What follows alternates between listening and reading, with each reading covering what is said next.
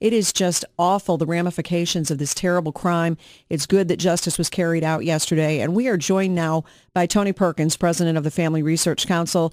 We have been so concerned about them and the entire staff there at the FRC. Yesterday, they got some justice. And Tony, it's wonderful to welcome you here. How are you?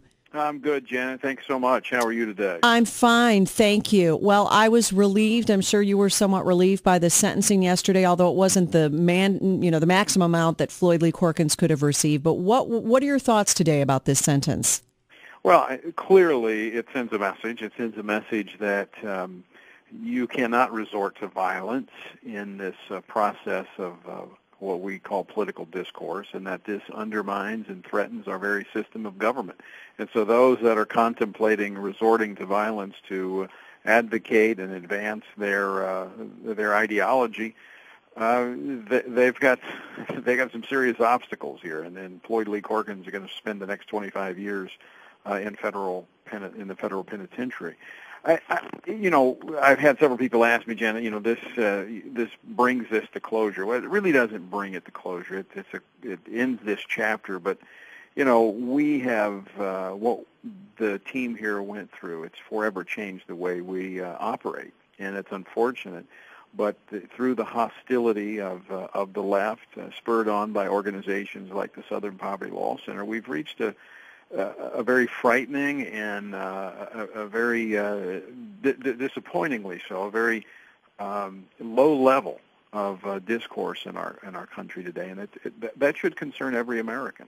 I agree. That is one of the ongoing troubling things that has come out of this entire incident has been the fact that the Southern Poverty Law Center really spurred this guy on by his own admission that he had used that hate map in order to find the Family Research Council headquarters. He had, in his view, more conservative organizations to attack after that.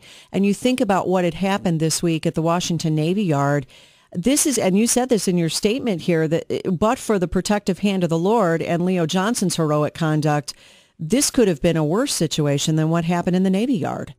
Well, even the prosecutor made that point in the courtroom yesterday morning when they were presenting their case before the judge, making reference back to Monday's shooting, saying that had it not been for Leo Johnson stepping in, we would have had a very similar situation. This Floyd Corkins had 95 rounds of ammunition, but there was another distinction, though, there. Not only was there a Leo Johnson, but there was a different motive. It was not a grudge, as we are learning more information about the Navy Yard shooting. This was a man who was driven to make a political statement, and this is not putting words in his mouth. It's what he has said. He did not like our view on marriage, and he wanted to send a message. And as you pointed out, in court it was revealed that where he developed his target list was off of the SPLC's website, where they have their target list of conservative organizations. It's awful, absolutely awful.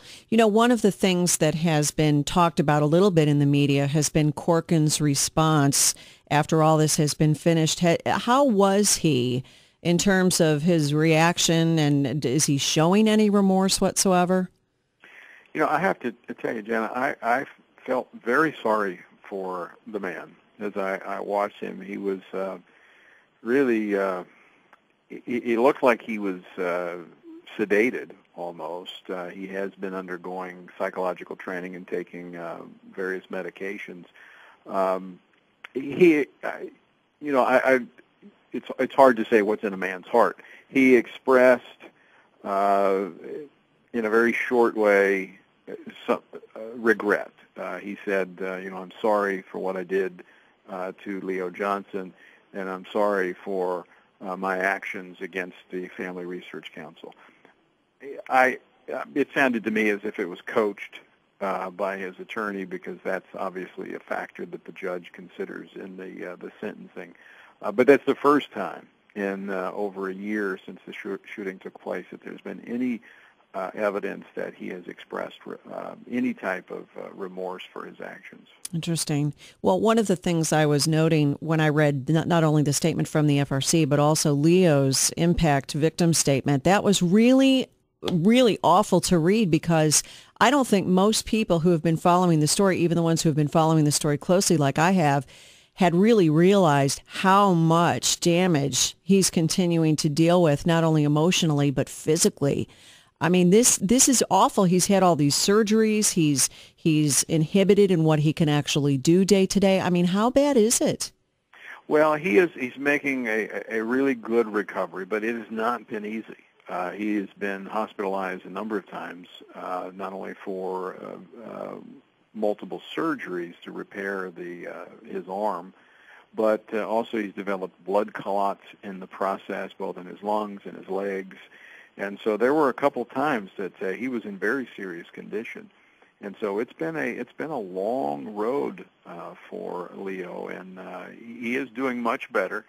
He will never he'll never be like he was before the shooting, but he's doing well and continues to recover and regain strength in his arm. Well, that's good. Also, to the staff issue, this was something else that you alluded to there in the statement that you had delivered, which was the trauma that it really delivered to the whole staff of the Family Research Council, the fact that they have to pass by the desk and so forth. What has it been like for the staff there, the aftermath of this crime? Well, I have to say, first off, Janet, that I am so grateful to have such a wonderful team of people. We have over 80 people that work at the Family Research Council, 50 people here in this building. And they were back at work the next day and have continued to be here. Now, that doesn't say that their world hasn't changed. We even had spouses who have had to deal with issues having to address the stress that's created by this. I mean, most of our folks here are researchers, PhDs, and administrative folks.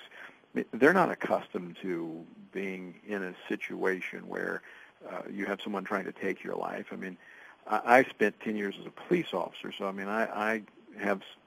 It's not like it's a foreign environment, but when you trade your badge in and your gun for a pen and a microphone, it's a different world. Yeah. But that peace and tranquility and that sense of security was shattered, and so now we have armed security. We've had other security measures we've had to take, and obviously that's been expensive for our organization, but it's been essential that our folks are in a very secure environment. And it's unfortunate, I mean, that here in America, where we shape our nation's policies through civil debate, that we have to undergo such precautions just because of the hatred that is spread by some on the left, and primarily around the issue of the redefinition of natural marriage. And I will tell you, at the center of it is that group, the Southern Poverty Law Center.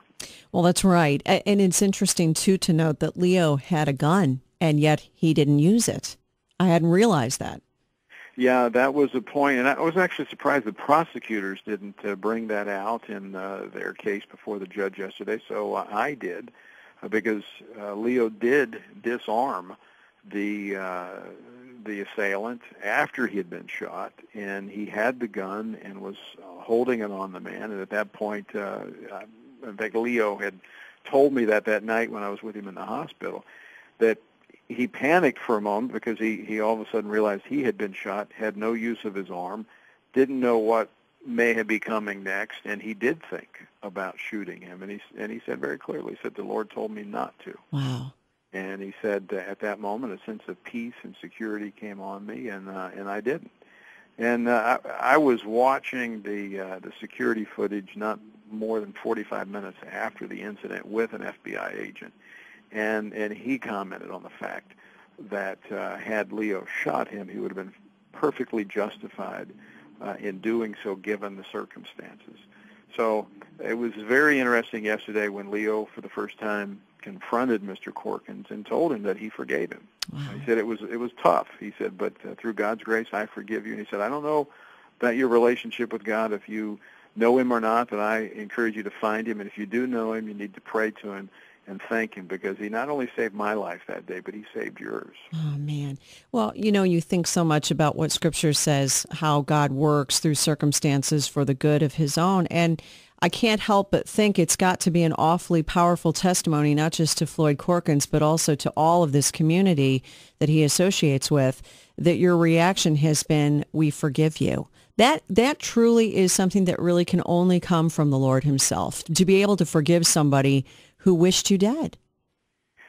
It is, but it is, absolutely, period. You're right. And I think that is a part of the story that the media has not wanted to tell because it does not fit the storyline. What they, as he came here to attack FRC, it was because the Southern Poverty Law Center labeled us as a hate group. Well, what truly unfolded that day does not fit the definition of a hate group. In fact, it is the opposite.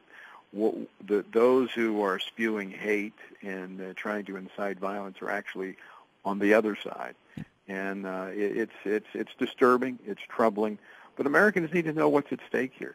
This is all designed to intimidate, to marginalize, with the goal of silencing those who speak out for traditional values and natural marriage. That's right. And I know you will keep on keeping on. Tony Perkins from the Family Research Council. Tony, I'm so glad this came to an end, and we'll continue to pray that things go well for you all there in Washington. Thank you so much. All right, Janet, great to be with you. Have a good day. Yeah, you too. God bless. And we'll be back right after this.